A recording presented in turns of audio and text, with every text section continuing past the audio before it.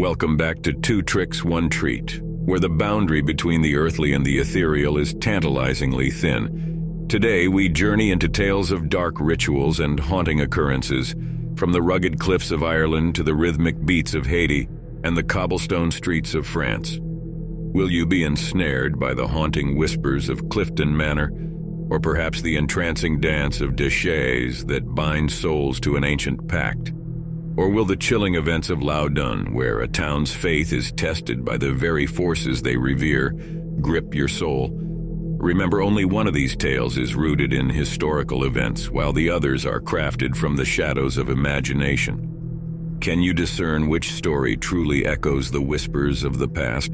If you're venturing with us for the first time or have been our companion through every dark tale, don't forget to hit that subscribe button and join us as we pierce the veil of the unknown. Now let's begin.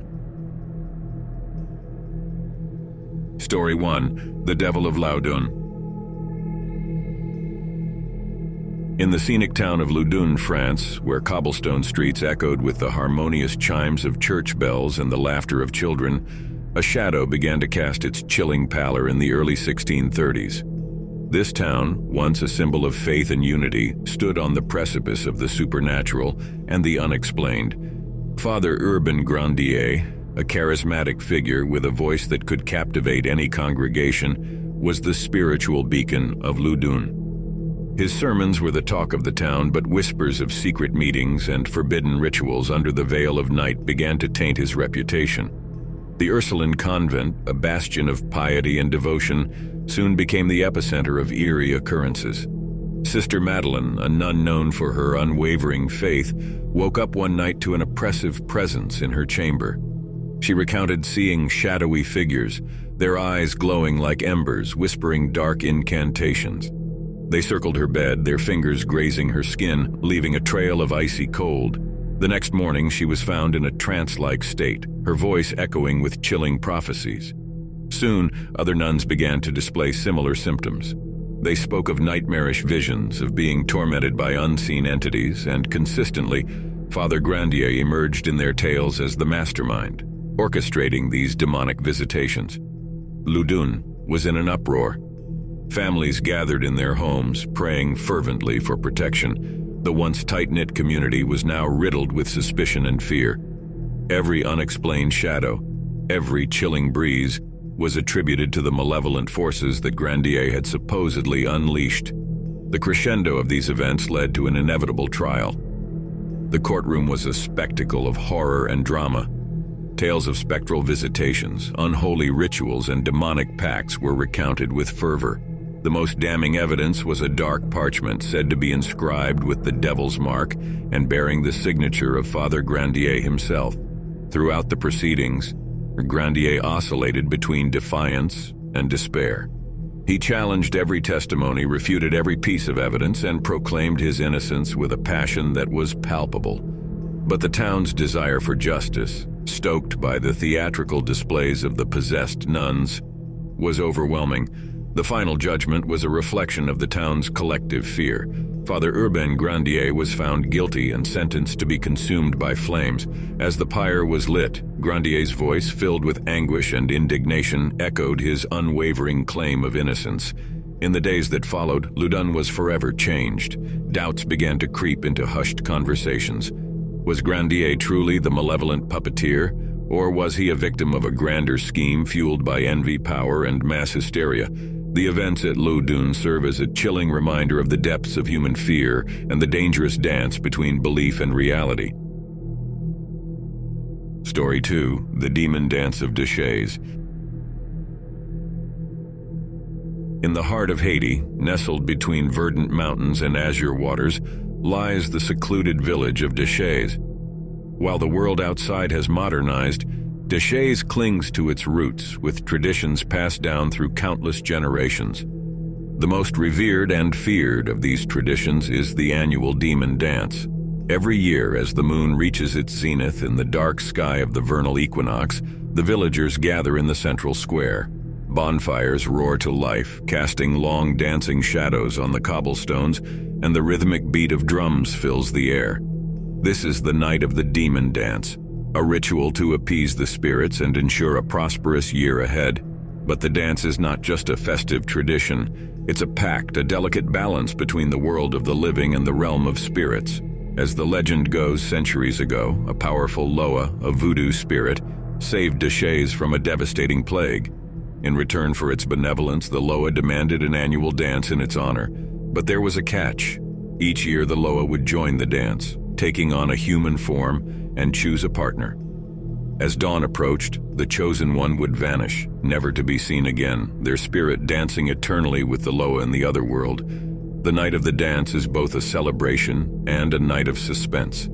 Young and old dance fervently, their bodies moving in harmony with the hypnotic drum beats, but as the night deepens, a palpable tension fills the air. Who will the Loa choose this year? Marie, a young woman with fiery spirit and a skeptic's heart, had returned to Deshaies after years in Port-au-Prince. She had heard tales of the demon dance but dismissed them as mere superstitions. That night, as she joined the dance, her laughter echoed above the music, her movements bold and defiant. As midnight approached, a tall, masked stranger entered the square. His presence was magnetic, drawing dancers towards him like moths to a flame. Yet no one knew who he was. Marie, intrigued and slightly tipsy from the local brew, decided to dance with the stranger. Their movements synchronized, they became the center of attention, their dance both passionate and ethereal. But as dawn's first light touched the horizon, Marie's laughter faded. The stranger's grip tightened and she felt a coldness seeping into her bones. The villagers watched in horror and realization as the masked man led Marie towards the edge of the square. As they reached the shadows, both figures dissolved into the mist, leaving behind only the echo of the drums and the villagers' hushed whispers. The next day, a new mask, eerily resembling Marie's radiant face, appeared on the sacred altar in the village's voodoo temple. The pact had been honored, the balance maintained. But for the villagers of Deshaies, the demon dance would forever be a haunting reminder of the thin line between reverence and fear, tradition and sacrifice. Story 3: The Whispering Walls of Cliffton Cove. Perched on the rugged cliffs of Cliffton Cove in Ireland, overlooking the tempestuous North Atlantic, stands the foreboding structure known as Cliffton Manor. Its dark silhouette against the ever-gray sky has been a source of both awe and fear for the local villagers. The manor was once the grand residence of Lord Seamus O'Rourke.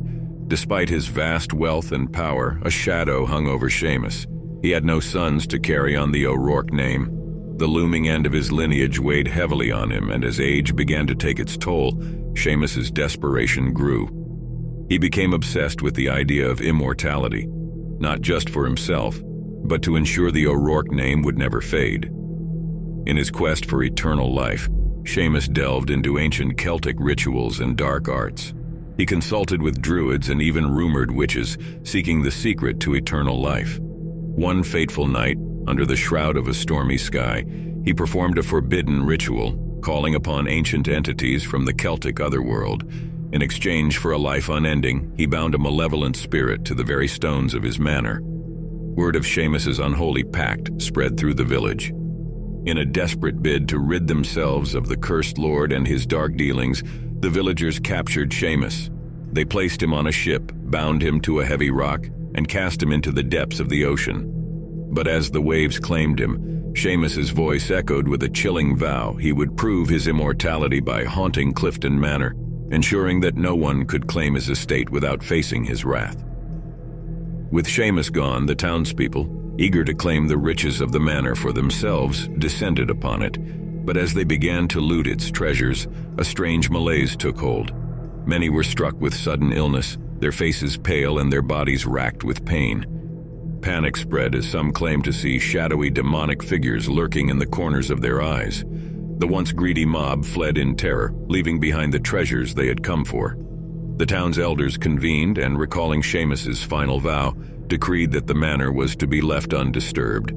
Today, Cliffton Manor stands as a haunting reminder of the past. Brave souls who venture near speak of cold drafts and soft whispers that seem to echo with Seamus's final vow. Some claim to see a shadowy figure wandering the halls, while others hear the distant sound of chains dragging across the floor. The village has grown and modernized, but the manor remains untouched, a relic of a past best forgotten. Children are warned to stay away, and old-timers cross themselves when they pass by its shadow. And on particularly quiet nights, the whispers from the walls can still be heard, a haunting melody of a time long gone, and a man's ambition gone terribly awry. Thank you for journeying with us through these chilling tales where the line between the real and the imagined is ever so thin. Now the moment of truth awaits. Which of these stories is anchored in the annals of history? Was it the haunting whispers of Cliffton Manor, the entrancing demon dance of Deshaies, or the chilling events that unfolded in the town of Loudun? The true tale that has echoed through the corridors of time is the haunting events of the Devil of Loudun. The story revolves around Father Urbain Grandier, a charismatic Catholic priest in the town of Loudun, France, during the early 1630s. Grandier was known for his eloquent sermons and, unfortunately for him, a series of scandalous affairs. The Ursuline nuns of Loudun began to exhibit strange behaviors, claiming they were possessed by demons. They contorted their bodies in unnatural ways, spoke in voices not their own, and recounted lurid tales of their encounters with the devil. As the hysteria grew, fingers pointed at Grandier as the one who had invited these demons upon them, even though he had little to no direct contact with the nuns. The political and religious climate of the time played a significant role in the events that followed. Grandier had made several powerful enemies due to his criticisms of the church's hierarchy and his opposition to the destruction of Loudun's fortifications. These adversaries seized upon the nuns' claims as an opportunity to bring him down. Grandier was arrested, tortured, and put on trial. The trial was a spectacle, with the possessed nuns acting out in court, further condemning Grandier in the eyes of the public. Documents were presented, supposedly signed by Grandier and several demons, as evidence of his pact with the devil. Under duress and torture, Grandier maintained his innocence. Despite his pleas, the verdict was inevitable in the charged atmosphere. Father Urbain Grandier was found guilty and was burned at the stake in 1634. The events in Loudun were a dark reflection of the interplay between politics, religion, and mass hysteria. They serve as a cautionary tale about the dangers of unchecked rumors and the consequences of allowing fear to override reason. Thank you for joining us on this journey through the unknown. If you enjoyed this episode, make sure to hit that like button and share it with fellow mystery seekers. And remember, in every trio of tales at 2 tricks, 1 treat, 2 will deceive, but 1 always speaks the truth. Until next time, keep questioning, keep wondering, and always stay curious.